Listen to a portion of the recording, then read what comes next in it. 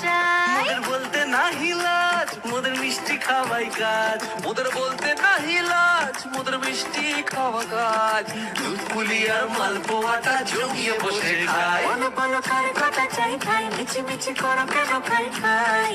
পিঠে পুলি নরম তেলে মন জড়িয়ে যায়। আলের মিষ্টি হলেই হয় ঘূর্ণিঝড় বলে শুধু তাই।